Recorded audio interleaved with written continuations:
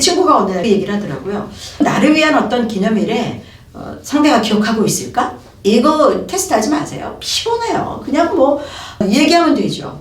말하는 것이 상처를 덜 받는 방식이다. 자, 당당히 말하는 것이 행복해지는 방법이다. 자신있게 말하자. 오늘 자자 삼형제 얘기를 좀 할 겁니다. 자신있게 말하는 자신감, 나를 지키려는 자존감, 나를 해치려고 할 때 불쑥 나오는 자존심. 오늘 자자 돌림 삼형제 얘기를 좀 해볼까 합니다. 자존감은 나를 중요하게 여기는 그런 마음입니다. 자존중감이라고 얘기하죠. 가끔 이게 헷갈릴 때가 있어요. 자존심, 자존감 다릅니다. 자존감은 나를 존중하는 마음이에요. 난 정말 괜찮은 사람이야. 난 소중한 사람이야. 자존감이죠. 그러면 자존심은 뭘까요? 남에게 침해받지 않으려고 하는 마음입니다.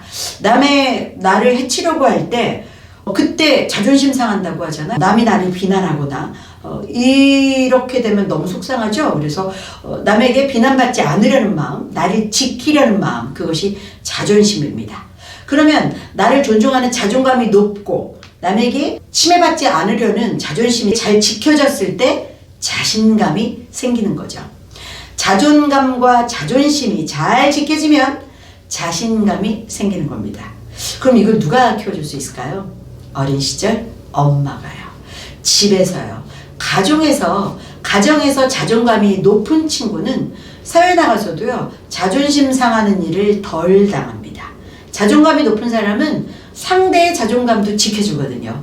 서로 인정하기 때문에 상대가 나를 해치는 일을 만들지 않아요. 그래서 자존심 상할 일이 적고 그러다 보니 자신감이 넘치게 된다. 자존감, 자존심, 자신감 얘기를 하고 있습니다. 자존심하고 자존감이 균형을 이룰 때가 가장 심리적으로 안정이 된 상태라고 합니다. 나는 너무 형편없는 사람이야. 나는 진짜 이것도 저것도 너무 못해. 나는 진짜 되지 않아. 자존감이 바닥인 상태죠. 네가 한다고? 네가 뭘 해? 이런 얘기 어려서부터 듣고 자랐다면 자존감은 바닥입니다. 그런 사람들이 사회에 나가서 타인으로부터 침해를 받으면 집에서도 나한테 그러더니 나는 늘 남에게 비난을 받아. 그러면 자신감이 당연히 없을 수밖에 없겠죠. 자존감이 높은 사람들은요. 주변 일에 별로 개의치 않아요. 우리 보통 브랜드를 좋아한다고 얘기하죠. 명품 좋아하죠. 저는 명품 싫어요. 저는 이렇게 말씀을 드리지 않겠습니다. 명품을 막 탐닉하진 않는데요. 명품 있으면 좋죠. 어쩌다 하나 생기면 뭐 좋죠. 네. 그것만을 쫓아가는 것이 문제가 되는 거죠. 다른 사람이 명품을 걸치지 않고 브랜드를 걸치지 않았을 때 이렇게 좀 우습게 보게 되죠. 본인이 그 가치에 치우쳐 있으니까 남도 같은 시각으로 본다는 겁니다. 그냥 우리가 얘기하는 돼지 엄마들 모임에 제가 이렇게 초대가 돼서 간 적이 있어요. 공부 잘하는 아이들을 쫙 두고 돈도 많고 뭐 그런 분들의 모임이었는데 저는 그냥 방송하는 PD로 교육 다큐멘터리를 취재하고 그 얘기를 좀 해드리러 이렇게 갔었어요. 점심을 잘 대접받고 밥을 먹고 났는데 정말 이런 일이 있구나. 갑자기 상이 쫙 치워지면서 어떻게 장갑 끼신 분들이 하얀 종이 덮은 상을 쫙 들여오시더라고요. 이렇게 장갑 끼신 분들이 탁탁 뭘 갖고 들어오는데 보석 있죠. 보석을 이렇게 테이블 위에 까시는 거예요. 그러니까 돈도 좀 있으신 분들이고 아이들 교육도 잘 시킨 그런 상위 몇 프로 되시는 분들이시니까 그 자리에서 바로 밥 먹고 보석 세팅을 이렇게 하시더라고요. 이 반지는 뭐 몇백이고 이건 뭐 몇천이고 전 깜짝 놀랐어요. TV에서 보던 일이 현실에서도 있구나. 제가 그때 손에 끼고 있던 반지가 마트에서 하도 이뻐서 산 2만 원짜리 반지였거든요. 거기서 몇백 몇천 오가는 얘기를 막 하고 있는데 제가 만약 그 분위기에 주눅이 들었다거나 꿀렸으면 제 반지를 돌려서 끄거나 몰래 뺐을 텐데 저는 그 보석이 하나도 눈에 안 들어오더라고요. 안 들어오진 않았겠죠. 이뻤어요. 중요했던 건 그 반지나 내 반지나 내가 더 중요하게 느끼는 건 그냥 나의 자신감이야. 그래서 제가 저 이거 2만 원짜리 괜찮죠? 라고 얘기했던 기억이 있어요. 모르겠습니다. 좌중의 웃음이 터졌지만 그 안에 몇몇은 아이고 2만 원짜리 반지 끼고 이렇게 생각하셨던 분도 계실 수 있고요. 또 어느 분은 와 2만 원짜리 반지 끼고도 자신감 쩌네 뭐 이렇게 얘기한 분도 계셨을 거고 제일 중요한 건 저입니다. 저는 결혼 반지도 빼놓고 사는 사람이라 별로 중요하다고 생각하지 않았어요. 그 순간 저는 제 일을 하고 있는 사람이고, 그리고 교육적 가치를 전달하러 간 사람으로서의 위치, 나는 이 일로 갔으니 이 분야에서는 거기 계신 어떤 분보다 내가 전문가 아니야? 라는 자신감으로 임했던 것 같아요. 그러니까 제가 자존감이 참 높았던 거죠. 누구 말 맞다나 쥐뿔도 없으면서 참 넘친다. 맞습니다. 이 저의 자존감은 아주 어려서부터 칭찬을 들어왔던 그 기본에서 올라간 것 같아요. 돈이 있으면 몇백 몇천의 반지를 저는 안 살 거예요. 저는 차라리 여행 갈 것 같아요. 사람마다 가치 기준은 다 다른 거 아니겠어요? 자존감이 높은 사람은 그런 배경에 일이 생겨도 별로 뭐 제가 갖고 싶었던 게 아니니까요. 그런데 만약 제가 그 상황에 자존감이 굉장히 낮은 사람이었다면 난 뭔가 2만 원짜리 반지 끼고 몇천짜리 보석을 가지고 가는 사람도 있는데 그 생각으로 저를 괴롭혔을 수도 있고요. 누군가 그 반지 2만 원짜리예요. 뭐 하나 보세요 했을 때 자존심 상하게 이럴 수도 있었겠죠. 판단은 각자의 마음에서 일어나는 겁니다. 누군가 나를 어떻게 판단하는 건 중요하지 않습니다. 그 판단에 꿀리지 않고 스스로 즐거울 수 있다면 저는 반지를 끼지 않는 사람입니다. 그 의사분이 계세요. 아주 큰 대형 병원을 10개가 넘게 운영을 하십니다.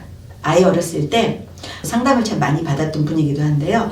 골프를 가시면 옷을 만든 옷을 입고 가세요. 저한테 항상 이렇게 얘기하십니다. 골프하러 가면 이 셔츠 2만 원짜리 입고도 잘 되던데 몇백짜리 옷들을 참 많이 입고 와. 뭐 있으면 쓸 수 있지. 그 모습에서 제가 여유를 느꼈어요. 힐난하는 게 아니고 비난하는 게 아니고요. 돈 있으면 입을 수 있지. 인정하는 겁니다. 그런데 나는 그게 필요 없어. 나는 2만 원짜리 입고도 골프 잘 쳐져. 이 여유, 자존감을 지키는 자신감인 거죠. 스스로 자존감이 높은 사람은 주변 상황에 구애되지 않는다. 결국 그것이 자신감으로 이어진다. 그렇게 말씀을 드리고 싶고요. 그렇다면 이 말씀드린 자존감은 어디에서요? 부모의 자아 존중감이 아이들에게 그대로 스며들게 되는 거죠. 아이들의 자존감을 지켜주는 부모의 교육이 아이들이 자존심 상하지 않게 상처받지 않고 사회에 나가서 자신감을 갖게 만들어주는 밑거름이 된다. 굉장히 중요한 부분이고 우리가 마음에 좀 챙겨놔야 될 부분입니다. 자아 존중감이 떨어지면 우울할 수 있고요. 학대받는다는 느낌을 받고요. 누군가가 자꾸 나를 비난한다는 생각이 들어서 자존심이 상합니다. 똑같은 상황에서 누군가 말을 해도 자아 존중감이 높은 사람은 뭐 그럴 수 있지 하는데요. 그렇지 않은 사람은 자존심 상해해요. 날 우습게 본 거야? 날 비난한 거야? 나에게 저런 얘기로 상처 준 거야? 이런 울분이 차오르거든요. 우리가 말하는 우울증의 자기학대로 발전할 수 있어서 엄마가 해주는 말 한마디, 아빠가 해주는 말 한마디가 얼마나 직접적인 영향을 주는지 모릅니다. 그러다 보니 자꾸 보이기 위한 것에 치중하게 되고요. 보이기 위한 허상에 쫓기게 되고요. 겉과 속이 다른 아이로 자랄 수도 있다. 내가 이렇게 반응해야만 애들이 나하고 놀아줄 거야. 내가 이렇게 얘기해야만 쟤들이 나를 섞어주겠지. 자존감이 떨어지면 자꾸만 남에게 휘둘려서 자기를 잃게 된다. 열등감도 굉장히 중요한 두 가지의 양면이 있습니다. 심리학자 알프레드 애들러는 그런 얘기를 했습니다. 열등감이 어떨 때는 굉장히 중요한 기회가 된다. 자존감이 높은데 열등감을 느낄 수 있어요. 나는 참 소중한 사람인데 저 부분에서는 내가 정말 떨어지네? 이런 열등감 느낄 수 있죠. 그런데 이 열등감이 중요한 기회로 발현이 되면 그래서 내가 열심히 해볼 거야 라는 기회가 되지만 자존감이 낮은 친구는 그런 열등감을 느꼈을 때 자존심이 확 상해하면서 자신감까지도 바닥에 내려앉게 되는 거죠. 열등감은 굉장히 중요한 적기입니다. 열등감을 오히려 좋은 기회를 삼아서 발전하게끔 이끌어줄 수 있으려면 자아 존중감이 밑단에 쫙 깔려 있어야 가능한 일이다. 비는 구석이 없는 사람은 어디 있겠습니까? 누구나 다 비는 구석이 많고 저는 좀 허당입니다. 제가 생각해도 구멍이 숭숭숭. 그런데 자존감이 넘치니까요. 뭐 그럴 수 있지. 어떻게 사람이 다 저래. 이렇게 받아치는 거예요. 제가 방송작가로 일을 시작했으니까 청소년 드라마를 쓰던 때가 있었습니다. 드라마 대본을 쓸 때마다 항상 괴로웠어요. 명대사를 쓰고 싶고 더 좋은 드라마 쓰고 싶은데 이게 쉽지가 않은 거예요. 제작비도 고려해야 되고 엄마가 너무너무 속이 상해서 집을 나왔어요. 엄마를 막 발리로 보내고 일주일 동안 막 노는 대본 쓸 수 있지만 이렇게 과소비하게 하면 제작비가 없어서 못 찍을 거야. 그러면 이 엄마를 어디로 보내지? 드라마가 제작비도 생각해야 되고요. 고려해야 될 부분들이 상당히 좀 많아요. 그리고 시츄에이션은 늘 나오는 인물들이 있기 때문에요. 모든 그 배역들에게 대사를 공평하게 줘야 돼요. 아주 연기를 제 마음에 딱 들게 하거나 작가 눈에 확 들어와 있는 사람에게만 대사를 줄 수는 없거든요. 근데 사람의 마음이라는 게 자꾸 그 사람에게 대사를 더 주게 돼요. 그러면 또 이제 감독한테 연락이 와요. 대사를 좀 균등하게 줬으면 좋겠다. 좋은 대사로 좋은 연기 잘하면 광고도 들어오고 배우로서도 기분 좋은 일이잖아요. 편애하지 않으려고 해도 연기를 잘하는 배우에게 눈길이 간단 말이에요. 그러면 어떤 대사를 어떻게 비중을 하고 어떤 상황에서 어떤 배역을 어떻게 끌고 갈지 드라마 쓰는 일이 참 쉽지 않습니다. 너무 고통스러워서 어느 날은 대본 마감일에 울기도 했어요. 벽을 마주하고 펑펑 울면 누가 구해줍니까? 대본은 써야 되는데. 그렇게 힘들었다가 방송작가협회 모임이 있어서 갔다가 우리나라 드라마계의 대부 김수현 씨 아시죠?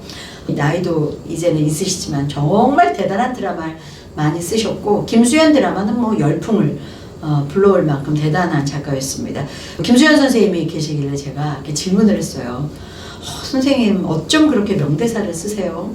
모든 걸 다 경험해 보지도 않으셨을 텐데 어떻게 놀라운 주옥 같은 대사를 쓰세요? 그때 선생님이 저를 탁 쳐다보시면서 저 그때 굉장히 야단 맞았어요. 너는 똥인지 된장인지 다 찍어 먹어봐야 맛을 아니? 저희 엄마 뻘 드시니까 야단을 듣는데 정신이 확 나는 거예요. 창작한다는 사람이 정말 다 경험한 얘기만 어떻게 쓰겠습니까? 돌아와서 울면서 대본을 쓰면서 고민을 했던 생각이 들었는데요. 그때 느낀 열등감, 그 야단, 오히려 그 열등감을 느끼고 야단을 맞았던 것이 그 다음 발전에 굉장히 중요한 밑거름이 됐다는 생각을 합니다. 열등감도 잘 활용을 하면 오히려 좋은 기회가 된다라고 느꼈던 순간이었어요. 그렇다면 역시 칭찬해주고 보상해줄 때도 자존감을 잘 지키는 선에서, 훈육을 할 때도 자존감을 잘 지켜주는 선에서 굉장히 중요한 부분이겠죠. 오늘은 자짜 시리즈 셋 자존감, 자존심, 자신감에 관한 얘기를 함께 나눠봤습니다.